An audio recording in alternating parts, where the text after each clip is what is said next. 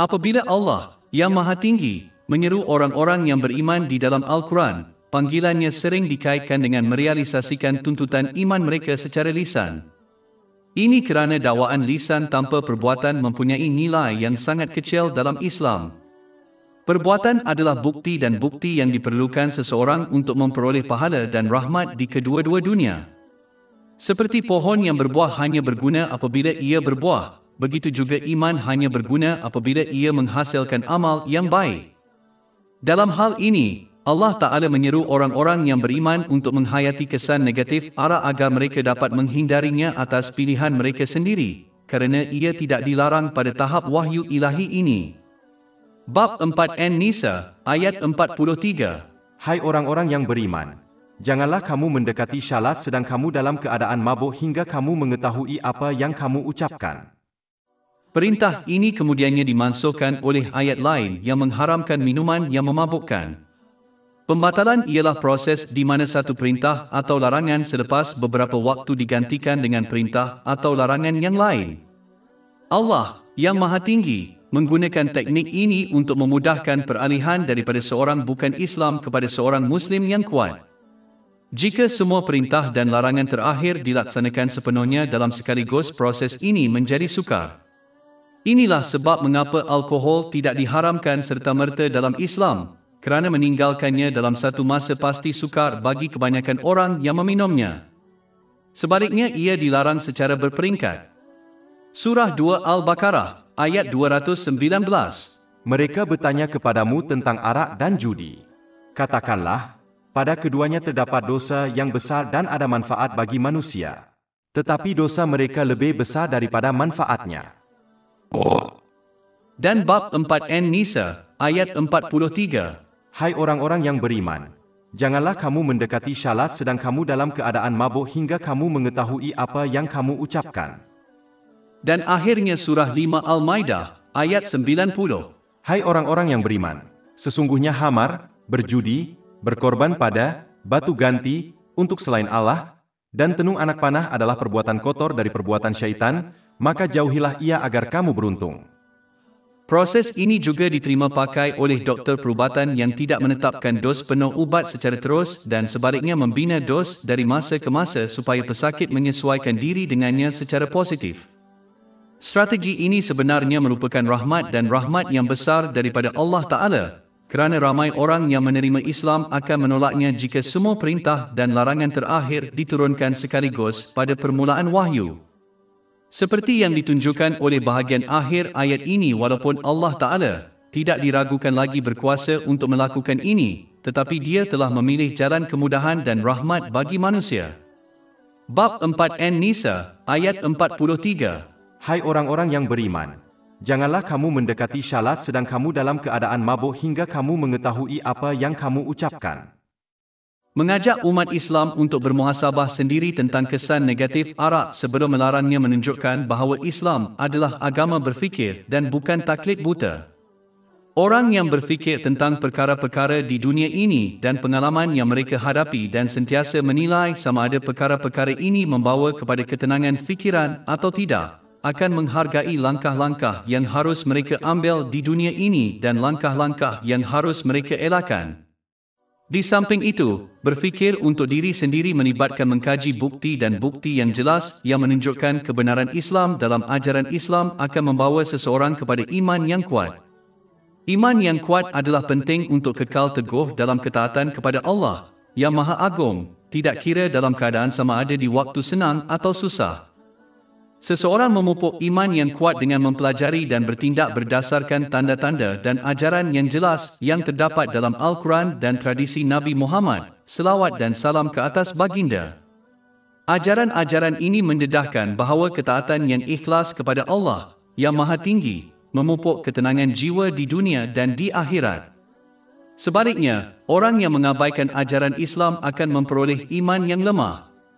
Orang-orang seperti itu akan mudah menyerah kepada keinginan mereka, gagal menyedari bahawa melepaskan keinginan itu demi ketaatan kepada Allah, yang Maha Tinggi, akhirnya membawa kepada ketenangan fikiran di kedua-dua dunia. Oleh itu, adalah penting untuk membina kepastian dalam iman seseorang melalui pemerolehan ilmu Islam dan penerapannya, memastikan komitmen yang konsisten untuk mentaati Allah yang Maha Tinggi. Perjalanan ini melibatkan penggunaan dengan betul nikmat yang telah diberikan, seperti yang ditunjukkan dalam ajaran Islam. Dengan berbuat demikian, seseorang boleh mencapai rasa aman dan harmoni dalam kedua-dua keadaan mental dan fizikal mereka, dan ia menggalakkan mereka untuk meletakkan semua orang dan segala-galanya dengan betul dalam kehidupan mereka. Bab 4 An-Nisa, ayat 43. Hai orang-orang yang beriman, janganlah kamu mendekati sembahyang sedang kamu dalam keadaan mabuk sehingga kamu mengetahui apa yang kamu ucapkan atau dalam keadaan cemar, kecuali orang-orang yang melalui tempat sembahyang hingga kamu mandi seluruh badan. Ayat ini menunjukkan bahawa lelaki hendaklah menunaikan solat di masjid bersama jemaah. Al-Quran menunjukkan kepentingan menunaikan solat fardu berjemaah di masjid. Surah 2 Al-Baqarah, ayat 43. Dan rukuklah bersama orang-orang yang rukuk dalam ibadah dan ketaatan. Disebabkan ajaran dalam ayat ini dan hadis Nabi Muhammad, selawat dan salam ke atasnya, ramai ulama yang dihormati telah menganggap solat berjemaah wajib bagi lelaki Islam. Sebagai contoh, sebuah hadis yang direkodkan dalam Sunan Abu Daud, nombor 550, memberi amaran bahawa orang Islam yang mengabaikan solat fardu berjemaah di masjid dipandang sebagai munafik oleh para sahabat. Semoga Allah meridai mereka. Lebih-lebih lagi, Nabi Muhammad, selawat dan salam ke atas baginda, malah memberi amaran tentang akibat yang teruk, dengan menyatakan bahawa baginda akan mempertimbangkan untuk membakar rumah orang yang meninggalkan solat di masjid tanpa alasan yang munasabah. Ini disokong dalam hadis yang terdapat dalam Sahih Muslim, nombor 1482. Oleh itu adalah penting bagi mereka yang mampu memenuhi kewajipan penting ini untuk melakukannya dan tidak menipu diri mereka sendiri dengan berfikir bahawa melakukan perbuatan baik lain, seperti membantu kerja rumah, adalah pengganti. Walaupun menyara keluarga sememangnya diutamakan, seperti yang ditunjukkan dalam hadis yang terdapat dalam Sahih Bukhari, nombor 676, adalah penting untuk mengekalkan keutamaan yang betul terhadap tradisi Nabi Muhammad, selawat dan salam ke atasnya, dan tidak mengubah kepentingannya berdasarkan kehendak pribadi. Mereka yang berbuat demikian sedang menyimpang dari ajarannya dan hanya mengikuti kecenderungan mereka sendiri, bahkan di tengah-tengah perbuatan yang benar. Perlu diperhatikan bahawa hadis yang sama yang dipetik sebelum ini menegaskan bahawa apabila tiba waktu solat fardu, Nabi Muhammad, selawat dan salam ke atasnya, akan segera pergi ke masjid. Bab 4 An-Nisa, ayat 43. Dan jika kamu sakit atau dalam perjalanan, atau salah seorang di antara kamu datang dari tempat berhijrah, atau kamu telah menghubungi wanita, iaitu bersetubuh.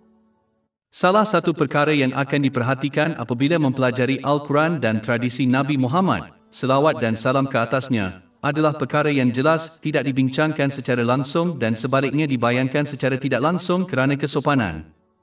Oleh itu, bersikap sederhana adalah tradisi Allah Ta'ala, menurut kedudukannya yang tidak terhingga, dan seseorang harus mengamalkan kesopanan mengikut tahap ciptaan mereka, seperti yang dilakukan oleh Nabi Muhammad, selawat dan salam ke atasnya.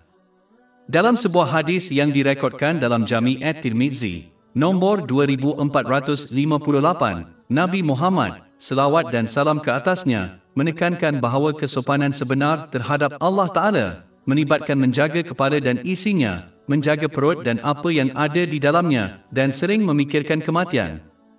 Beliau menyimpulkan dengan menyatakan bahawa mereka yang ingin mengejar akhirat hendaklah meninggalkan perhiasan dunia material. Hadis ini menggambarkan bahawa kesopanan mengatasi pakaian semata-mata. Ia merangkumi semua aspek kehidupan seseorang. Melindungi kepala termasuk menjaga lidah, mata, telinga, dan juga pemikiran seseorang daripada perbuatan dosa dan remeh. Mengelakkan perkara remeh adalah penting, kerana ia sering membawa kepada penyesalan pada hari penghakiman dan boleh menjadi langkah pertama ke arah melakukan dosa. Walaupun individu berfikir bahawa mereka boleh menyembunyikan kata-kata dan pandangan mereka daripada orang lain, mereka tidak dapat menyembunyikannya daripada Allah Ta'ala. Oleh itu, melindungi bahagian badan ini menandakan kesopanan yang tulen. Di samping itu, menjaga perut memerlukan menjauhi harta dan makanan yang haram, kerana memanjakannya boleh mengakibatkan penolakan terhadap perbuatan baik seseorang, seperti yang ditunjukkan dalam hadis daripada Sahih Muslim, nombor 2342. Sama seperti niat seseorang membentuk asas dalaman Islam, asas zahir Islam terletak pada mencari dan menggunakan yang halal. Kesederhanaan di hadapan Allah yang Maha Tinggi juga melibatkan mengingati kematian secara konsisten. Zikir ini penting kerana ia membangkitkan komitmen yang ikhlas untuk mentaati Allah dan menjauhi maksiat, memandangkan seseorang itu tidak tahu bila ajalnya akan tiba. Ia berfungsi sebagai peringatan bahawa kehidupan ini bukanlah tempat tinggal terakhir seseorang dan bahawa mereka akan, tanpa gagal, peralihan daripadanya. Menyimpan ini dalam fikiran menggalakkan seseorang untuk bersedia untuk destinasi terakhir mereka akhirat. Persediaan ini memerlukan seseorang untuk menggunakan nikmat yang telah dikurniakan dengan betul seperti yang digariskan dalam Al-Quran dan tradisi Nabi Muhammad, selawat dan salam ke atas baginda. Sebaliknya, mereka yang menjauhkan diri daripada merenung kematian akan lalai dalam mempersiapkan diri untuk perjalanan yang tidak dapat dielakkan ke akhirat. Sebaliknya, mereka mungkin menumpukan semua usaha mereka untuk mencari keseronokan dan mencantikkan kehidupan mereka di dunia ini. Pemikiran ini boleh membawa kepada melupakan Allah yang Maha Tinggi dan kepentingan ketaatan yang ikhlas kepadanya, akhirnya mengakibatkan kesukaran dalam kedua-dua kehidupan dunia dan akhirat. Bab 20 Taha, ayat 124. Dan barang siapa yang berpaling dari peringatanku, maka sesungguhnya baginya penghidupan yang sempit. Dan kami akan mengumpulkannya pada hari kiamat dalam keadaan buta. Akhirnya, menunjukkan kerendahan hati kepada Allah yang Maha Tinggi, bermakna mengutamakan akhirat daripada gangguan dunia material ini. Adalah penting untuk memahami bahawa ini termasuk menggunakan sumber material untuk memenuhi keperluan pribadi dan bergantung, sambil mengelakkan pembaziran, keterlaluan dan pemborosan, kerana sifat-sifat ini tidak disukai oleh Allah Ta'ala. Surah 7 Al-A'raf, ayat 31. Dan makan dan minumlah, tetapi janganlah berlebih-lebihan. Sesungguhnya dia tidak menyukai orang-orang yang berlebih-lebihan. Memfokuskan kepada kehidupan akhirat bermakna menggunakan nikmat yang telah dikurniakan dengan betul seperti yang digariskan dalam ajaran Islam, bukannya semata-mata untuk memuaskan keinginan pribadi mereka. Mereka yang mengamalkan pendekatan ini akan mengalami kedamaian dan kejayaan yang sebenar, baik di dunia dan di akhirat, melalui memperoleh keadaan mental dan fizikal yang seimbang dan dengan meletakkan segala-galanya dan setiap orang dengan betul dalam kehidupan mereka dengan betul. Bab 16 An-Nahl, ayat 97. Barang siapa yang mengerjakan amal saleh, baik laki-laki maupun perempuan dalam keadaan beriman, maka sesungguhnya akan kami berikan kepadanya kehidupan yang baik dan sesungguhnya akan kami beri balasan kepada mereka dengan pahala yang lebih baik dari apa yang telah mereka kerjakan. Seperti biasa, Allah Ta'ala memberikan kelonggaran kepada mereka yang tidak dapat menunaikan kewajipan mereka, kerana Islam adalah agama dan cara hidup yang disesuaikan dengan fitrah manusia dan oleh itu menghormati batasan dan kelemahan mereka. Bab 4 An-Nisa, ayat 43. Dan jika kamu sakit atau dalam musafir atau salah seorang di antara kamu datang dari tempat beriadah atau kamu bersentuhan dengan wanita, iaitu bersetubuh, lalu kamu tidak mendapat air, maka carilah tanah yang bersih dan sapulah mukamu dan tanganmu dengannya. Hasil daripada konsesi ini, setiap orang mempunyai keupayaan untuk menunaikan kewajipan mereka dan juga berjaya mengatasi sebaran ujian yang mereka hadapi di dunia ini. Surah 2 Al-Baqarah, ayat 286. Allah tidak membebani seseorang melainkan sesuai dengan kemampuannya. Oleh itu, manusia tidak mempunyai alasan lagi jika mereka gagal mentaati Allah dengan ikhlas. Seseorang mesti meninggalkan sikap malas yang mendakwa mencuba yang terbaik apabila mereka jelas tidak mencuba yang terbaik. Jika ya, mereka sudah pasti akan menyelesaikan semua perkara yang diharapkan daripada mereka dengan jayanya. Oleh itu, seseorang mesti mengamalkan sikap yang betul kerana mereka akan bertanggungjawab di kedua-dua dunia dan tiada alasan yang akan diterima daripada mereka. Oleh kerana kesempurnaan tidak dituntut daripada manusia, sama ada mereka bertindak atas kelonggaran agama atau bertaubat dengan ikhlas setelah gagal menunaikan kewajipan mereka, pintu keampunan sentiasa terbuka, sehinggalah kematian. Bab 4 An-Nisa, ayat 43. Sesungguhnya Allah adalah Maha Pengampun lagi Maha Pengampun. Taubat yang ikhlas melibatkan perasaan bersalah, memohon ampun kepada Allah yang Maha Agung, dan sesiapa sahaja yang telah dizalimi, selagi ini tidak akan membawa kepada masalah lagi. Seseorang mesti berjanji dengan ikhlas untuk mengelak daripada melakukan dosa yang sama atau serupa lagi dan menebus sebarang hak yang telah dilanggar terhadap Allah yang Maha Tinggi dan manusia. Mereka mesti terus-tulus mentaati Allah yang Maha Tinggi dengan menggunakan nikmat yang dikurniakannya kepada mereka dengan betul seperti yang digariskan dalam ajaran Islam.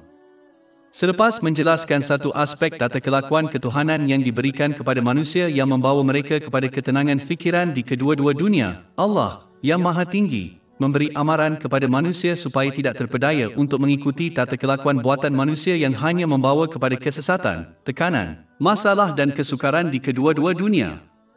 Bab 4 An-Nisa, ayat 44. Tidakkah kamu melihat orang-orang yang telah diberi sebahagian dari Alkitab, membeli kesesatan dengan menukarnya, dan berharap kamu tersesat? Beberapa ulama dari ahli kitab meninggalkan tata kelakuan ketuhanan yang diberikan kepada mereka dan dengan sengaja menyalah tafsir dan mengedit ajaran ilahi mereka, dengan itu mengada-adakan tata kelakuan mereka sendiri demi keuntungan duniawi, seperti kepimpinan dan kekayaan. Oleh kerana mereka hanya berminat untuk memenuhi keinginan duniawi mereka, seperti haiwan, mereka menggalakkan orang lain untuk melakukan perkara yang sama, supaya mereka tidak akan dikritik kerana kelakuan mereka, kerana semua orang berkelakuan dengan cara yang sama. Bab 4 An-Nisa, ayat 44. Tidakkah kamu melihat orang-orang yang telah diberi sebahagian dari Alkitab, membeli kesesatan dengan menukarnya? Walaupun ia tidak boleh disunting, tidak kurang, Al-Quran boleh disalah tafsirkan untuk mencapai perkara duniawi, seperti kepimpinan dan kekayaan. Seseorang mesti mengelak daripada mengikuti jejak para ulama dari ahli kitab kerana ia hanya membawa kepada kekacauan di kedua-dua dunia. Perkara-perkara duniawi yang diperolehi dengan cara ini akan menjadi sumber tekanan, masalah dan kesengsaraan bagi mereka di kedua-dua dunia. Sebenarnya, Nabi Muhammad, selawat dan salam ke atasnya, telah memperingatkan orang neraka ini dalam hadis yang terdapat dalam Sunan Ibn Majah, nombor 253. Dan apabila orang ini menyesatkan orang lain dengan menyalah tafsirkan ajaran Al-Quran, dosa mereka akan bertambah mengikut berapa ramai orang yang mengikuti tafsiran mereka. Ini telah diperingatkan dalam hadis yang terdapat dalam Jami' At-Tirmizi, nombor 2674. Bab 4 An-Nisa, ayat 44. Dan berharap Anda akan hilang arah. Seseorang boleh mengelak daripada disesatkan oleh orang lain dengan mengelakkan meniru mereka secara membuta tuli. Mereka sebaliknya mesti berusaha untuk menilai setiap situasi mengikut pengetahuan dan bukti sebelum mereka membuat keputusan sama ada untuk bertindak atas sesuatu atau tidak. Allah Ta'ala telah memberikan manusia akal dan kecerdasan untuk alasan ini. Malah mengikut ajaran Islam secara membuta tuli telah dikritik oleh Islam, kerana Allah Ta'ala menghendaki manusia menilai ajaran Islam dengan fikiran yang terbuka dan mengikutinya dengan kefahaman dan kefahaman. Bab 12 Yusuf, ayat 108. Katakanlah, inilah jalanku. Aku mengajak kepada Allah dengan hujah, aku dan orang-orang yang mengikutiku.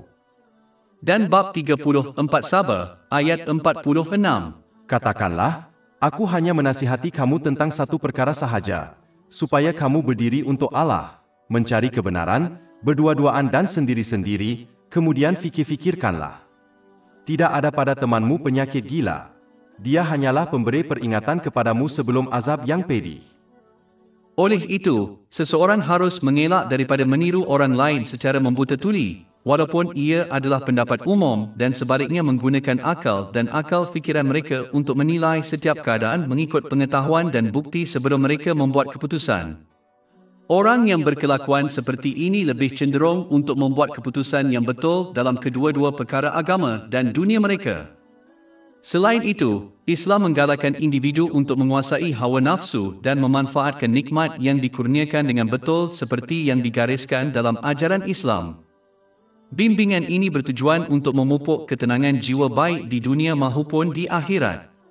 Akibatnya, mereka yang mengutamakan mengejar kesenangan dunia sering mencela orang Islam berusaha untuk mentaati Allah. Bab 4 An-Nisa, ayat 44. Dan berharap Anda akan hilang arah. Apabila seseorang memilih jalan yang berbeza daripada orang di sekelilingnya, ia boleh membawa kepada perasaan tidak selamat tentang pilihan hidup mereka sendiri. Mereka mungkin berasa tidak senang menggunakan nikmat yang telah diberikan dengan betul, terutamanya apabila berhadapan dengan kritikan kerana komitmen mereka untuk mentaati Allah yang Maha Tinggi. Malangnya, sifat negatif ini selalunya berpunca daripada keluarga sendiri. Lebih-lebih lagi, masyarakat yang terpengaruh dengan media sosial, fashion dan norma budaya yang berlaku, cenderung memandang rendah kepada mereka yang berusaha untuk hidup mengikut prinsip Islam. Tindak balas ini berpunca daripada kebimbangan bahawa komitmen yang benar kepada Islam boleh menghalang keupayaan mereka untuk memperoleh kekayaan dan pengaruh. Industri yang dikritik oleh Islam, seperti industri arak dan hiburan, secara aktif berusaha untuk menghalang orang ramai daripada memeluk Islam dan menghalang orang Islam daripada berpegang kepada kepercayaan mereka. Ini adalah sebab utama untuk gambaran negatif yang berleluasa terhadap Islam merentasi pelbagai platform. Akhirnya, apabila seseorang berkomitmen kepada ajaran Islam yang menganjurkan untuk mengawal diri dan menggunakan dengan betul nikmat yang telah diberikan kepada mereka, mereka yang lebih suka mengejar keinginan yang tidak terkawal mungkin merasa terancam. Ini boleh membawa kepada percubaan untuk menghalang orang lain daripada memeluk Islam atau mengamalkan prinsipnya, sebaliknya bertujuan untuk mempromosikan gaya hidup yang lebih hedonistik. Aspek-aspek khusus Islam, seperti etika berpakaian untuk wanita, sering dipilih untuk kritikan. Adalah mudah untuk melihat bahawa bantahan mereka berpunca daripada isu yang lebih mendalam dengan mesej Islam tentang disiplin diri. Sebagai contoh, mereka menyasarkan kod pakaian Islam sambil mengabaikan peraturan serupa dalam profesion seperti penguatkuasaan undang-undang, ketenteraan, penjagaan kesihatan dan pendidikan. Kritikan terpilih ini mendedahkan kelemahan dalam hujah mereka. Pada hakikatnya, perbezaan antara nilai Islam dan pilihan gaya hidup mereka sendiri yang membuatkan mereka tidak selesa, mendorong mereka untuk menawarkan kritikan yang tidak wajar terhadap Islam. Bab 4 An-Nisa, ayat 44. Dan berharap Anda akan hilang arah. Sebagaimana Allah Maha mengetahui segala sesuatu, termasuk tipu daya musuh Islam, Dia memberikan kunci kepada petunjuk yang benar dan mengelakkan daripada disesatkan oleh orang lain. Bab 4 An-Nisa, ayat 44. Dan Allah lebih mengetahui tentang musuh-musuhmu. Dan cukuplah Allah sebagai pelindung dan cukuplah Allah sebagai penolong. Perlindungan ilahi dari kesesatan hanya akan diberikan kepada orang yang ikhlas mentaati Allah Ta'ala. Ini melibatkan penggunaan dengan betul nikmat yang telah dianugerahkan seperti yang digariskan dalam ajaran Islam. Ini akan memastikan mereka memperoleh keadaan mental dan fizikal yang seimbang dan meletakkan segala-galanya dan setiap orang dengan betul dalam kehidupan mereka sambil membuat persediaan secukupnya untuk accountability mereka pada hari penghakiman. Oleh itu tingkah laku ini akan membawa kepada ketenangan fikiran di kedua-dua dunia. Bab 16 An-Nahl, ayat 97. Barang siapa yang mengerjakan amal saleh, baik laki-laki maupun perempuan dalam keadaan beriman, maka sesungguhnya akan kami berikan kepadanya kehidupan yang baik dan sesungguhnya akan kami beri balasan kepada mereka dengan pahala yang lebih baik dari apa yang telah mereka kerjakan. Sebaliknya, orang yang terus menderhaka kepada Allah Ta'ala dengan menyalahgunakan nikmat yang telah diberikan, tidak akan mendapat perlindungan ilahi dari kesesatan. Sebaliknya, mereka akan memperoleh keadaan mental dan fizikal yang tidak seimbang. Mereka akan melesetkan segala-galanya dan semua orang dalam kehidupan mereka dan gagal untuk menyediakan secukupnya untuk accountability mereka pada hari penghakiman. Oleh itu, sikap mereka akan membawa kepada tekanan, masalah dan kesukaran dalam kedua-dua dunia, walaupun mereka menikmati kemewahan duniawi. Bab 9 At-Taubah, ayat 82. Maka hendaklah mereka ketawa sedikit dan kemudian menangis banyak sebagai pembalasan terhadap apa yang telah mereka usahakan. Dan surah 20 Taha, ayat 124-126. Dan barang siapa yang berpaling dari peringatanku, maka sesungguhnya baginya penghidupan yang sempit, dan kami akan mengumpulkannya pada hari kiamat dalam keadaan buta. Dia akan berkata, "Ya Tuhanku, mengapa engkau menghimpunkan aku dalam keadaan buta?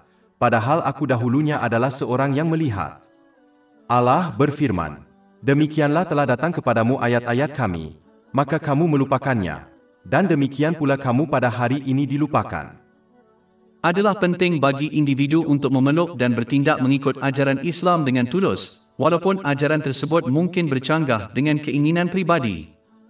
Sebagaimana pesakit yang bijak mengikut nasihat doktor demi kesihatan mereka, walaupun ia melibatkan ubat-ubatan yang tidak enak dan diet yang ketat, begitu juga seseorang itu harus berpegang kepada prinsip-prinsip Islam. Komitmen pesakit yang bijak membawa kepada peningkatan kesejahteraan mental dan fizikal. Begitu juga, mereka yang menganut ajaran Islam akan mendapat manfaat yang mendalam dalam keadaan mental dan fizikal mereka.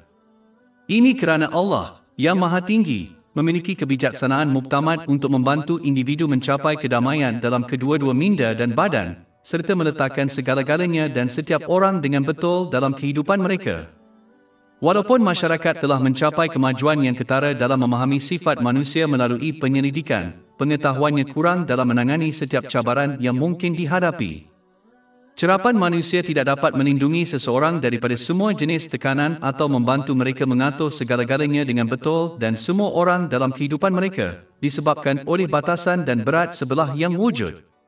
Allah, yang Maha Tinggi, sahaja yang memegang pengetahuan yang menyeluruh yang diperlukan untuk ini, yang telah diturunkan kepada manusia melalui Al-Quran dan hadis Nabi Muhammad, selawat dan salam ke atasnya. Perbezaan antara mereka yang memanfaatkan nikmat yang telah dikurniakan dengan betul mengikut ajaran Islam dan mereka yang tidak menggunakannya adalah jelas bagi mereka yang memerhati orang lain dengan fikiran yang terbuka dan tidak berat sebelah. Ramai pesakit mempercayai doktor mereka tanpa memahami sepenuhnya sains di sebalik rawatan mereka. Sebaliknya, Allah Ta'ala menggalakkan refleksi terhadap ajaran Islam supaya seseorang itu benar-benar mengenali pengaruh positifnya. Daripada menuntut iman buta, dia menjemput individu untuk menghargai kebenaran ajaran ini melalui bukti yang jelas. Namun, perjalanan ini memerlukan fikiran yang terbuka dan perspektif yang tidak berat sebelah ketika menerokai prinsip Islam. Bab 12 Yusuf, ayat 108. Katakanlah, inilah jalanku. Aku mengajak kepada Allah dengan hujah, aku dan orang-orang yang mengikutiku. Di samping itu, kerana Allah, yang Maha Tinggi, sahaja yang mengawal hati rohani manusia, tempat tinggal ketenangan fikiran, dia sahaja yang menentukan siapa yang memperolehnya dan siapa yang tidak. Bab 53 An-Najm, ayat 43. Dan sesungguhnya dialah yang menjadikan seseorang tertawa dan menangis. Dan jelaslah bahawa Allah Ta'ala hanya akan memberikan ketenangan jiwa kepada mereka yang menggunakan nikmat yang telah dikurniakannya dengan betul. Bab 4 An-Nisa, ayat 45. Dan Allah lebih mengetahui tentang musuh-musuhmu. Dan cukuplah Allah sebagai pelindung dan cukuplah Allah sebagai penolong. Allah Ta'ala kemudian memperingatkan kaum muslimin agar tidak mengikuti jejak ahli kitab yang dengan sengaja menukar kepercayaan mereka dengan kekufuran.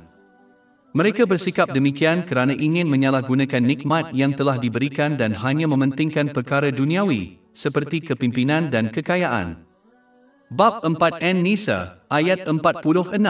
Di antara orang-orang Yahudi ada yang.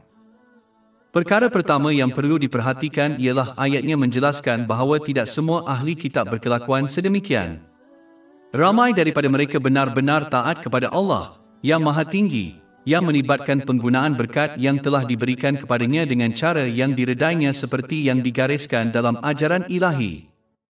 Ini menunjukkan kepentingan untuk tidak menilai keseluruhan kumpulan berdasarkan tindakan sesetengah ahli kumpulan itu, kerana ini sering membawa kepada diskriminasi, seperti perkauman. Bab 4 An-Nisa, ayat 46. Di antara orang-orang Yahudi ada orang-orang yang memutarbelitkan perkataan dari lafaz mereka. Ini melibatkan sengaja menyalah-tafsirkan ajaran ilahi demi keuntungan duniawi, seperti kepimpinan dan kekayaan. Bab 4 An-Nisa, ayat 46. Di antara orang-orang Yahudi ada orang-orang yang memutarbelitkan perkataan-perkataan dari lafaz mereka dan berkata, kami mendengar dan mendurhakai. Mendengar dan mengingkari mewakili iman menerima secara lisan tetapi gagal untuk merealisasikannya melalui tindakan seseorang.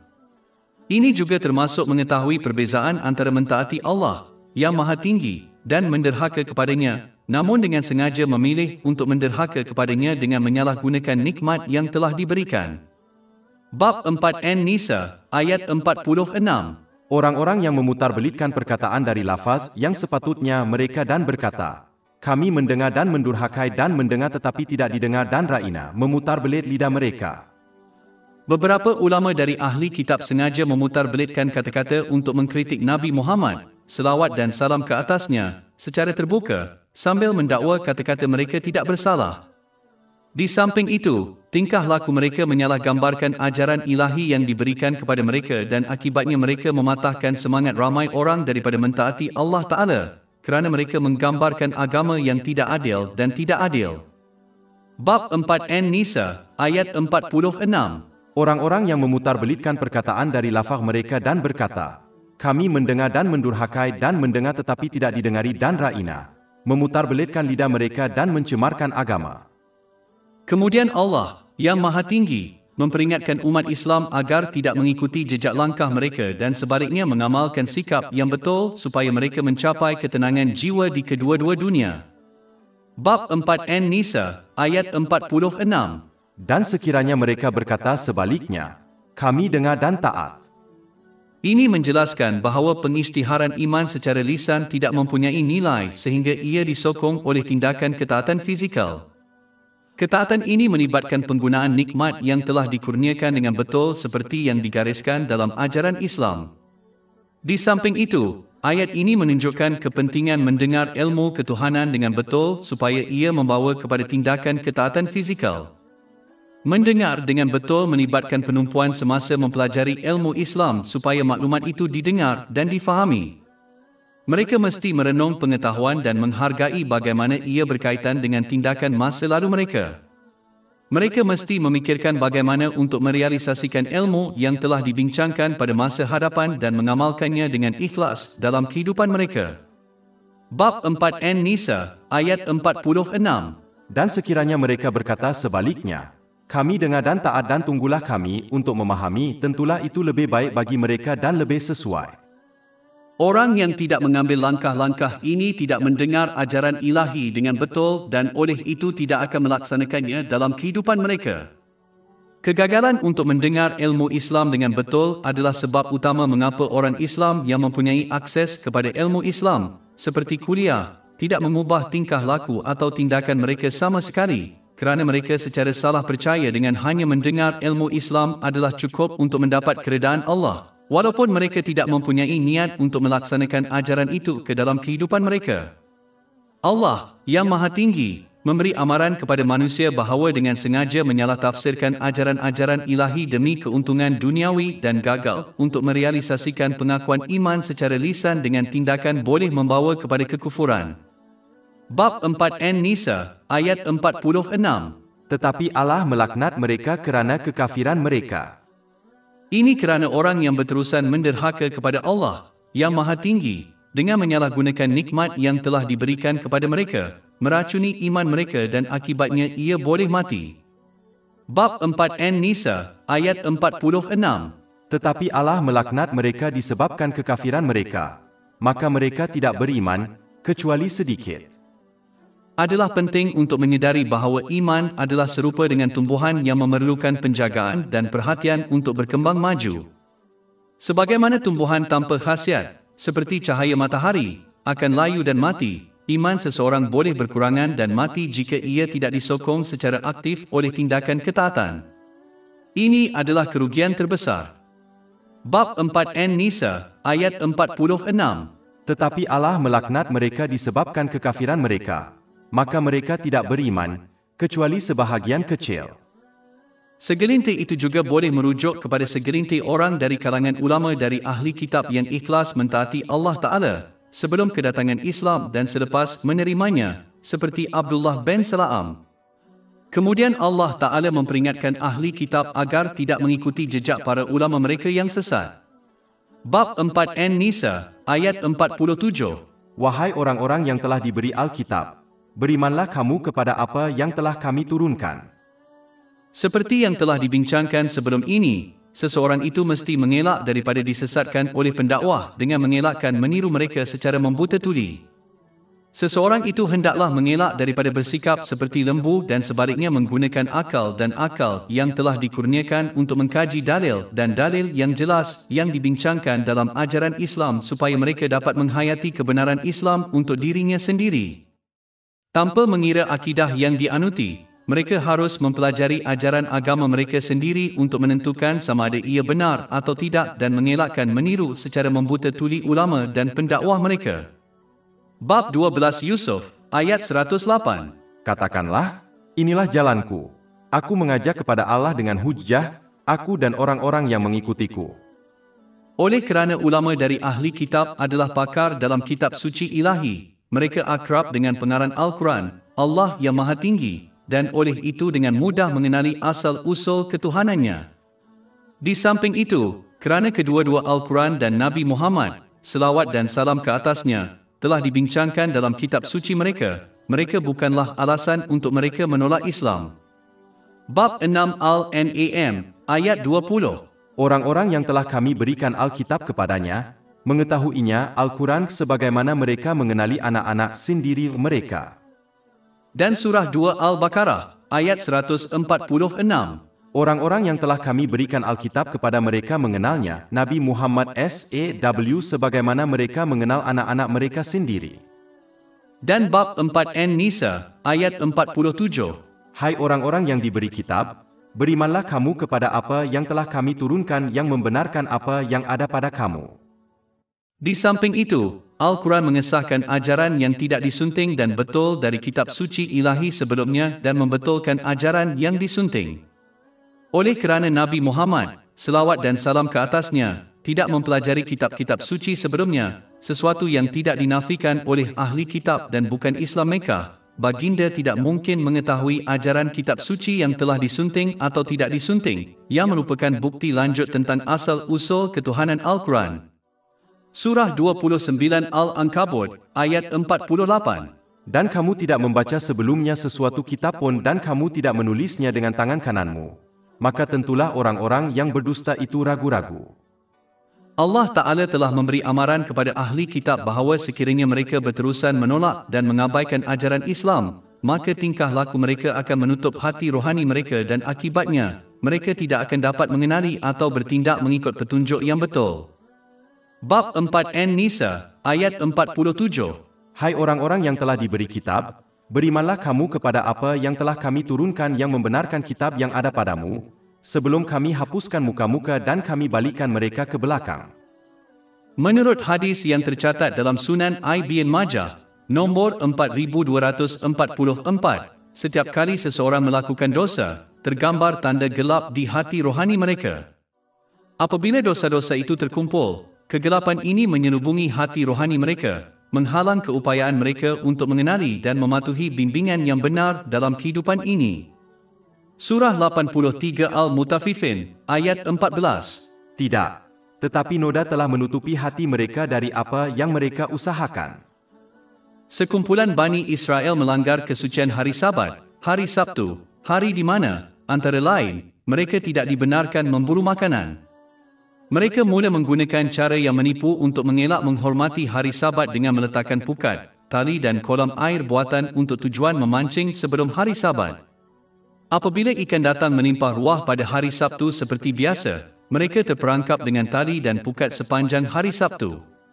Pada waktu malam mereka akan memungut ikan selepas hari Sabat berakhir. Disebabkan tipu daya jahat mereka, Allah Ta'ala menghukum mereka dengan mengubah mereka menjadi kera.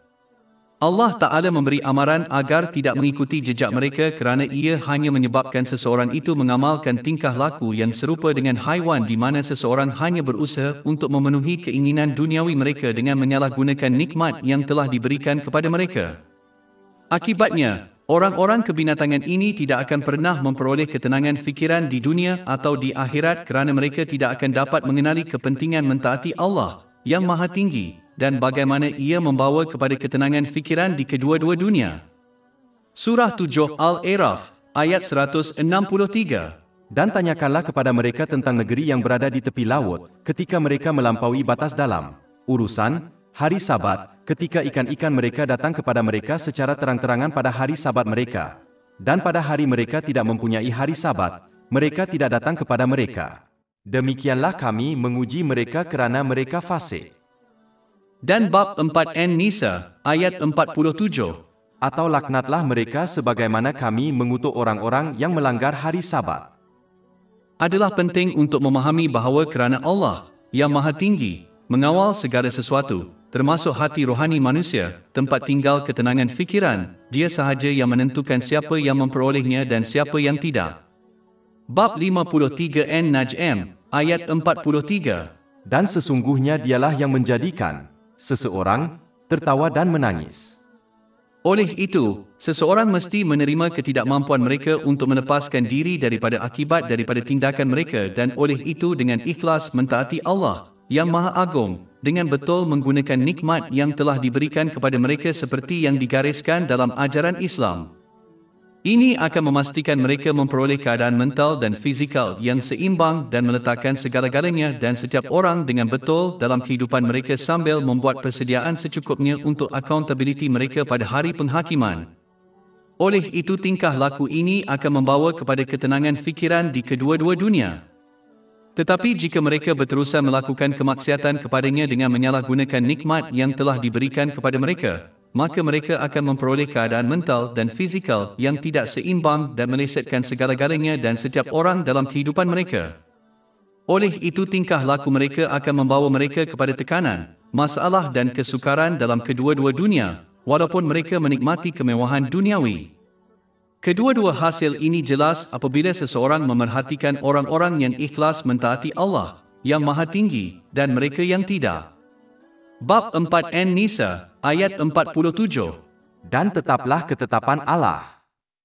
Kemudian Allah Subhanahu wa Ta'ala menyeru para ulama dari ahli kitab, meskipun dosa-dosa besar mereka, dan seterusnya semua manusia, untuk bertaubat dengan ikhlas kerana pintu keampunan terbuka untuk semua manusia, hingga kematian mereka. Bab 4 An-Nisa, ayat 48. Sesungguhnya Allah tidak mengampuni dosa mempersekutukannya, tetapi Dia mengampuni dosa yang kurang dari itu bagi siapa yang dikehendakinya. Secara umum telah disepakati oleh ulama Islam bahawa dosa yang tidak akan diampuni oleh Allah Ta'ala pada hari kiamat adalah kekufuran. Di dunia ini diampuni apabila bertaubat dan menerima Islam dengan ikhlas, tetapi jika mati dalam keadaan kafir, tidak akan diampuni pada hari kiamat. Manakala, semua dosa lain yang tidak bertaubat dengan ikhlas boleh diampunkan oleh Allah Ta'ala pada hari penghakiman, jika Dia menghendakinya. Tetapi penting untuk diperhatikan bahawa Allah, yang Maha Tinggi, mudah mengampuni orang yang melanggar haknya tetapi Dia tidak akan memaksa orang untuk saling memaafkan. Oleh kerana keadilan akan ditegakkan pada hari penghakiman, orang yang melakukan kesalahan akan dipaksa untuk menyerahkan perbuatan baik mereka kepada mangsa mereka dan jika perlu, orang yang salah akan mengambil dosa mangsa mereka. Ini boleh menyebabkan orang yang zalim itu dicampakkan ke dalam neraka. Ini telah diperingatkan dalam hadis yang terdapat dalam Sahih Muslim, nombor 6579. Walaupun Allah Ta'ala dapat mengampuni semua dosa, kurang dari kekufuran pada hari kiamat, seseorang tidak boleh menggunakan angan-angan kerana ini hanya akan mendorong mereka untuk terus bermaksiat kepada Allah Ta'ala. Angan-angan melibatkan berterusan melakukan kemaksiatan kepada Allah Ta'ala, sambil mengharapkan rahmat dan keampunannya di kedua-dua alam. Sikap ini tidak ada nilainya dalam Islam. Sedangkan, pengharapan yang sebenarnya melibatkan usaha dalam ketaatan kepada Allah yang Maha Tinggi, yang melibatkan penggunaan nikmat yang telah dianugerahkan dengan betul mengikut ajaran Islam dan memperbaiki tingkah laku seseorang dan kemudian mengharapkan rahmat dan keampunan Allah, yang Maha Tinggi, di kedua-dua alam. Perbezaan ini telah dibincangkan dalam hadis yang terdapat dalam Jami' At-Tirmizi, nombor 2459. Oleh itu, seseorang mesti menghargai perbezaan itu dan memastikan mereka mengambil harapan sebenar dalam rahmat dan keampunan Allah, yang Maha Agung, dan mengelakkan angan-angan, kerana ia tidak akan membantu mereka di dunia atau di akhirat. Akhirnya, orang yang menggunakan angan-angan mungkin mendapati bahawa mereka meninggalkan dunia ini tanpa iman mereka, kerana mereka berterusan pada kemaksiatan kepada Allah, yang Maha Tinggi, dengan menyalahgunakan nikmat yang telah Dia berikan kepada mereka. Iman adalah seperti tumbuhan halus yang memerlukan penjagaan dan perhatian untuk berkembang maju. Sama seperti tumbuhan memerlukan makanan, seperti cahaya matahari dan air untuk berkembang, iman menuntut makanan melalui tindakan ketaatan. Apabila seseorang mengabaikan asuhan ini, iman boleh layu dan mati, membawa kepada kerugian yang mendalam. Dan jika ini terjadi, orang ini tidak akan diampuni oleh Allah Ta'ala pada hari kiamat. Bab 4 An-Nisa, ayat 48. Sesungguhnya Allah tidak mengampuni dosa mempersekutukannya, tetapi Dia mengampuni dosa yang kurang dari itu bagi siapa yang dikehendakinya. Ayat ini juga boleh merujuk kepada syirik kecil. Syirik kecil melibatkan beramal dengan alasan apapun selain untuk keredaan Allah Ta'ala. Ini telah diperingatkan dalam hadis yang terdapat dalam Sunan Ibn Majah, nombor 3989. Ketidakpuasan ikhlasan orang ini tidak akan diabaikan atau diampuni dan oleh itu mereka tidak akan mendapat apa-apa pahala di dunia atau di akhirat. Ini telah diperingatkan dalam hadis yang terdapat dalam Jami' at-Tirmizi, nombor 3154. Oleh itu, seseorang mesti mengelakkan tingkah laku yang membawa kepada kehilangan pahala dan azab di akhirat, seperti angan-angan dan syirik kecil, dengan bertaubat dengan ikhlas daripada kelakuan tersebut. Taubat yang sungguh-sungguh adalah tentang benar-benar merasa menyesal, memohon ampun kepada Allah Ta'ala, dan dari siapa saja yang melakukan kesalahan, selagi hal ini tidak membawa lebih banyak masalah. Adalah penting untuk benar-benar berkomitmen untuk mengelakkan kesilapan yang sama pada masa hadapan dan untuk membetulkan mana-mana hak yang telah dilanggar berkenaan dengan Allah, yang Maha Tinggi, dan lain-lain. Selain itu, seseorang mesti berusaha untuk mentaati Allah, yang Maha Tinggi, dengan setia dengan menggunakan nikmat yang telah dikurniakan kepada mereka mengikut prinsip Islam. Bab 4 An-Nisa, ayat 48. Sesungguhnya Allah tidak mengampuni dosa mempersekutukannya, tetapi Dia mengampuni dosa yang kurang dari itu bagi siapa yang dikehendakinya. Allah, yang Maha Tinggi, tidak akan mengampuni kekufuran pada hari kiamat kerana Ia akan membatalkan tujuan hidup di dunia ini. Bab 67 Al-Mulk, ayat 2. Dia yang menjadikan mati dan hidup untuk menguji kamu, siapa di antara kamu yang lebih baik amalnya? Jika semua pelajar yang mengambil peperiksaan diberi markah lulus walaupun sebahagian daripada mereka gagal, mengambil peperiksaan itu tidak ada gunanya. Inti dari peperiksaan adalah untuk membezakan antara mereka yang layak lulus daripada mereka yang layak gagal. Seandainya Allah Ta'ala mengizinkan orang-orang kafir masuk ke dalam surga bersama orang-orang mukmin, maka hal itu akan menjadikan kedua golongan itu sama, yang jelas bertentangan dengan keadilan dan keadilan. Surah 45 Al-Jathiyah, ayat 21. Atau adakah orang-orang yang melakukan kejahatan itu menyangka bahawa kami akan menjadikan mereka seperti orang-orang yang beriman dan mengerjakan amal yang saleh, menjadikan mereka sama dalam hidup dan mati mereka? Amat buruk apa yang mereka putuskan. Sungguh pun Allah Maha Penyayang, namun rahmatnya tidak bercanggah dengan keadilan dan kesaksamaannya kerana ini akan membawa kepada tingkah laku negatif yang dibebaskan olehnya. Seorang hakim duniawi akan dikritik dengan keras dan disingkirkan dari kedudukan mereka jika mereka memaafkan setiap penjenayah tanpa menghukum mereka. Maka bagaimanakah seseorang boleh mengharapkan kelakuan ini daripada Allah, yang Maha Tinggi, sebaik-baik hakim? Di dunia ini, seseorang tidak boleh mencapai kejayaan duniawi tanpa perjuangan dan usaha, seperti menjadi doktor. Memandangkan untuk masuk ke syurga adalah kejayaan yang jauh lebih besar daripada kejayaan duniawi, maka ia memerlukan sedikit perjuangan. Perjuangan minimum untuk masuk ke dalam syurga adalah iman, walaupun seseorang itu telah melakukan dosa dengan imannya. Di samping itu, kekufuran adalah tindakan yang jelas menentang pencipta dan pemelihara seseorang dan penolakan yang jelas terhadap tujuan penciptaan mereka. Bab 51 Ad-Dariyat, ayat 56. Dan tidaklah aku ciptakan jin dan manusia melainkan untuk beribadah kepadaku.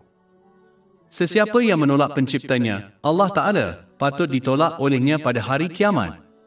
Orang yang gagal memenuhi tujuan penciptaannya, layak dibuang pada hari penghakiman, seperti ciptaan yang gagal memenuhi tujuan penciptaannya dilabelkan gagal dan dibuang.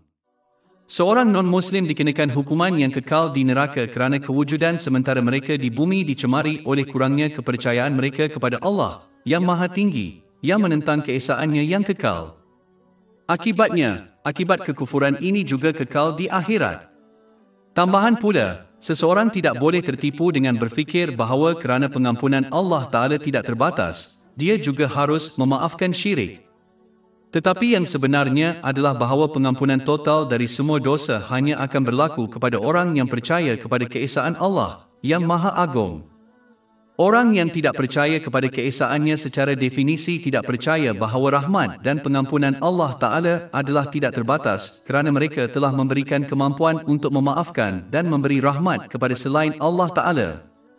Seseorang sama ada percaya kepada keesaan Allah yang Maha Tinggi, dengan itu percaya pengampunannya adalah tidak terhingga dan oleh itu ia dapat mengatasi semua dosa mereka. Atau seseorang itu gagal percaya kepada keesaan Allah yang Maha Agung, dengan itu gagal untuk mempercayai keampunan Allah yang tidak terhingga. Jika mereka tidak percaya pengampunannya tidak terhingga maka pengampunannya tidak akan berlaku kepada mereka, oleh itu dia tidak akan mengampuni kesyirikan mereka melainkan mereka bertaubat dengan ikhlas. Akhirnya, orang yang memilih kekufuran juga akan mendorong orang lain untuk melakukan perkara yang sama, kerana pilihan mereka akan kelihatan sebagai kebebasan walaupun ia adalah penipuan. Ini kerana kebebasan sebenar membawa kepada ketenangan jiwa dan orang yang berterusan menderhaka kepada Allah yang Maha Agung dengan menyalahgunakan nikmat yang telah diberikan, tidak akan mencapai ketenangan jiwa.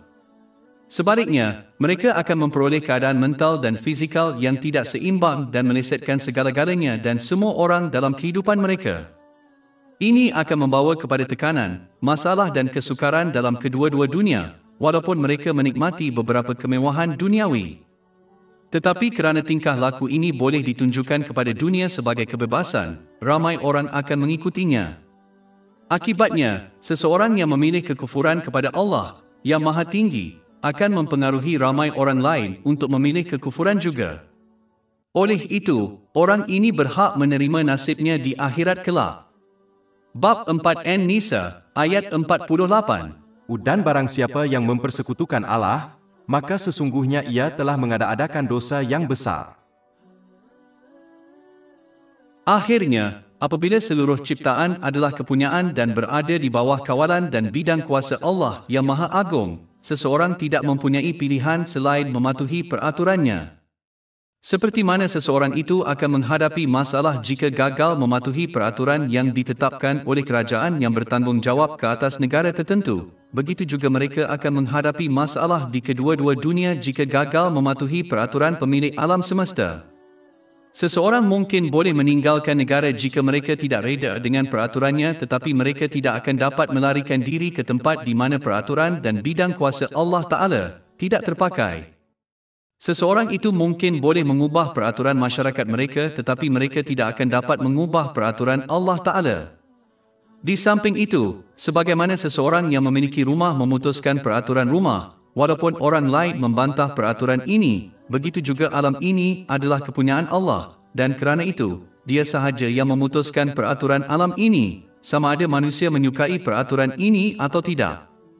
Oleh itu, seseorang mesti mematuhi peraturan ini demi kepentingan mereka sendiri. Orang yang memahami hakikat ini akan mematuhi peraturan Allah yang Maha Tinggi dan berusaha untuk mentaatinya dengan menggunakan berkat-berkat yang telah diberikan kepadanya dengan cara yang diredainya, seperti yang digariskan dalam Al-Quran dan tradisi Nabi Muhammad, selawat dan salam ke atasnya. Seseorang boleh sama ada berusaha untuk mempelajari hikmah di sebalik perintah dan larangan Allah Ta'ala, supaya mereka memahami bagaimana ia memberi manfaat kepada mereka dan masyarakat yang lebih luas dan bagaimana ia membawa kepada ketenangan jiwa dan badan di kedua-dua dunia, atau mereka boleh menyembah hawa nafsu mereka dan menolak ajaran Islam. Tetapi orang yang gagal mematuhi peraturan Islam harus mempersiapkan diri untuk menghadapi akibat pilihan mereka di kedua-dua dunia dan tiada bantahan, protes atau aduan akan menyelamatkan mereka. Surah 18 Al-Kahfi, ayat 29. Dan katakanlah, kebenaran itu datangnya dari Tuhanmu, maka sesiapa yang mahu, hendaklah ia beriman, dan barang siapa yang menghendaki, biarlah ia kafir. Sesungguhnya kami telah menyediakan bagi orang-orang yang zalim itu api neraka yang dindingnya mengelilingi mereka. Dan jika mereka meminta pertolongan, nescaya mereka dilepaskan dengan air seperti minyak yang keruh, yang menghanguskan muka mereka. Amat buruk minuman itu, dan seburuk-buruk tempat tinggal. Bab 4 An-Nisa, ayat 49. Apakah kamu tidak melihat mereka? Permulaan ayat ini menunjukkan pentingnya mengelakkan sikap mementingkan diri sendiri di mana seseorang hanya memikirkan kehidupan mereka sendiri dan terutamanya masalah mereka sendiri. Orang yang berkelakuan seperti ini akan gagal menggunakan pelajaran yang terdapat dalam sejarah umum, sejarah pribadi mereka sendiri dan keadaan orang di sekeliling mereka. Belajar daripada perkara-perkara ini adalah salah satu cara yang paling berkuasa seseorang boleh memperbaiki tingkah laku mereka dan mengelakkan sejarah berulang supaya mereka mencapai ketenangan fikiran. Sebagai contoh, orang yang memerhatikan orang kaya dan terkenal menyalahgunakan nikmat yang telah diberikan dan bagaimana akibatnya mereka dibelenggu dengan tekanan, gangguan mental, ketagihan bahan dan kecenderungan untuk membunuh diri. Walaupun mereka mengalami saat-saat keseronokan dan menikmati kemewahan dunia ini, akan mengajar pemerhati untuk tidak mengikut jejak mereka dengan menyalahgunakan nikmat yang telah mereka perolehi dan tidak yakin bahawa mereka akan memperolehi kedamaian. Perkara duniawi.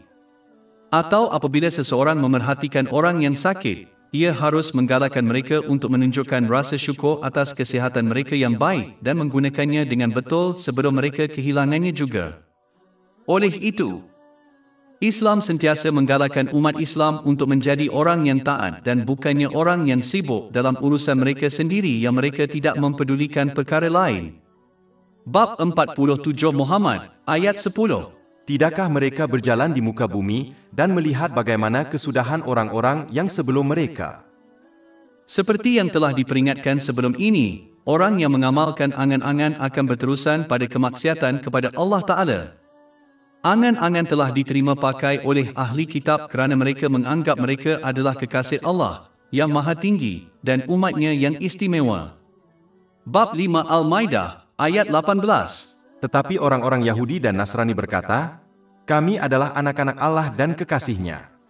Katakanlah, maka mengapa dia menyiksa kamu karena dosa-dosamu?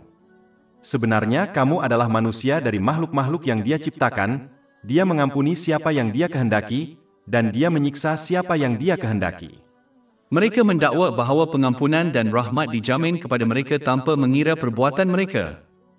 Bab 4 An-Nisa, ayat 49. Tidakkah kamu melihat orang-orang yang mengaku dirinya suci? Malangnya, ramai umat Islam telah mengamalkan angan-angan yang sama. Orang-orang jahil ini percaya bahawa kerana mereka berasal dari umat Nabi Muhammad, selawat dan salam ke atasnya, mereka akan diampuni tanpa mengira tindakan mereka. Orang jahil yang gagal mempelajari dan mengamalkan ilmu Islam akan menganggap bahawa tradisi Allah Ta'ala akan diubah untuk mereka, seperti yang diandaikan oleh ahli kitab. Maksudnya, walaupun dia telah menghukum dan akan menghukum bangsa-bangsa terdahulu yang terus-menerus menderhaka kepadanya, orang jahil percaya tradisi ini akan diubah untuk mereka. Tetapi mereka gagal memahami bahawa tradisi Allah yang maha tinggi tidak berubah untuk sesiapa atau mana-mana bangsa. Bab 35 Fatih, ayat 43.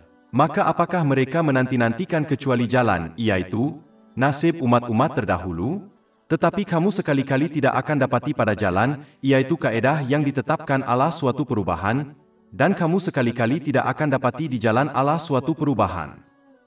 Seperti yang dibincangkan sebelum ini, apabila seseorang mengamalkan angan-angan mereka berada dalam bahaya serius kehilangan iman mereka. Ahli kitab yang mengamalkan angan-angan menganggap mereka masih beriman walaupun mereka kafir dan oleh itu dengan berani mendakwa mereka akan masuk syurga, walaupun mereka dikenakan sedikit azab terlebih dahulu. Surah 2 Al-Baqarah, ayat 80. Dan mereka berkata, kami sekali-kali tidak akan disentuh api neraka melainkan beberapa hari saja. Katakanlah, apakah kamu telah mengambil perjanjian dengan Allah? Kerana Allah sekali-kali tidak akan melanggar perjanjiannya. Atau adakah kamu mengatakan terhadap Allah apa yang kamu tidak mengetahui? Malangnya, sesetengah orang Islam telah mengamalkan sikap yang sama di mana mereka menganggap mereka dijamin untuk meninggalkan dunia ini dengan iman mereka dan akibatnya menganggap diri mereka suci dan selamat. Bab 4 An-Nisa, ayat 49. Tidakkah kamu melihat orang-orang yang mengaku dirinya suci? Tetapi Allah Ta'ala menjelaskan dengan jelas bahawa kesucian terletak pada menyokong pernyataan iman secara lisan dengan tindakan. Ini melibatkan ketaatan ikhlas kepada Allah yang Maha Tinggi dengan menggunakan nikmat-nikmat yang telah diberikannya kepada mereka dengan betul, seperti yang digariskan dalam ajaran Islam.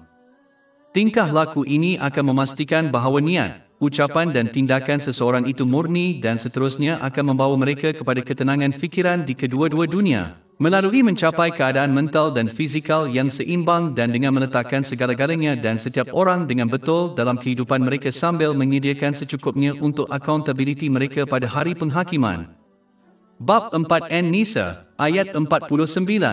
Sebaliknya, Allah menyucikan sesiapa yang Dia kehendaki. Sama ada seseorang itu memilih jalan kesucian atau tidak, mereka akan menghadapi akibat daripada pilihan mereka di kedua-dua dunia. Bab 4 An-Nisa, ayat 49. Dan tidak berlaku kezaliman kepada mereka, walaupun sebesar benang di dalam biji kurma.